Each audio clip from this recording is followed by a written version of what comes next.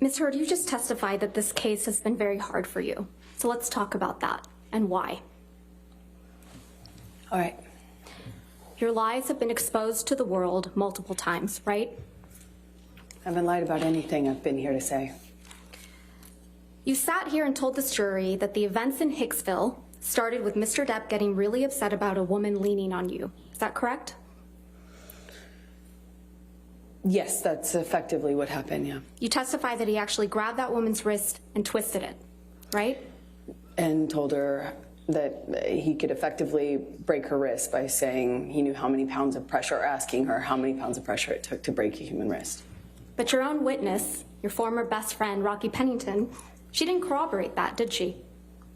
I'm not quite sure what part of that night she saw. There were a lot of people there.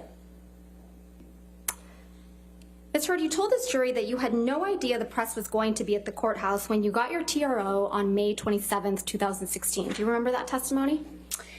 I said I did not have anything to do with it. Yes. No. My question again. You told this jury that you had no idea that the press was going to be outside after you got the ex-parte TRO on May 27th, 2016. Do you remember that testimony? I apologize, I must have misunderstood, Ms. Vasquez. I actually had no idea whether they were going to be there or not. When I walked into the courtroom that day, it was completely quiet, still, empty.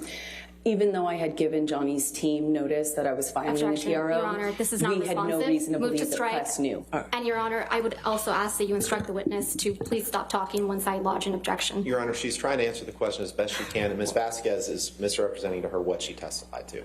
Well, I'll strike the last part as non-responsive. Just if you could answer the questions asked. Okay, thank you, Ms. Heard. In fact, you testified that you were, quote, shocked when you saw press when you were leaving the courthouse. Yes? Yes. You weren't shocked at all, though, were you? Incorrect. It was. You knew. Well, you did bring your publicist to the courthouse with you on May 27th, 2016, didn't you? I sure did. I'm a public figure. I brought my publicist in case it blew up. In case. And you actually had alerted TMZ that you would be filing a TRO against Mr. Depp that very day, didn't you? No, I did not. The one day you didn't bother to wear makeup to cover up the mark on your face. I did not call TMZ or any other news source or paparazzi source. No one.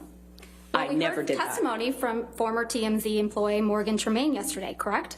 Did I hear his testimony? Yes. Yes, I was here. Yes, and you heard Mr. Tremaine's testimony that he knew to dispatch the paparazzi to the courthouse on May 27th, right? I heard him say that he knew that, yes. Yeah, and that he dispatched paparazzi to the courthouse to capture a picture of an alleged bruise on the right side of your face. Do you remember him saying that?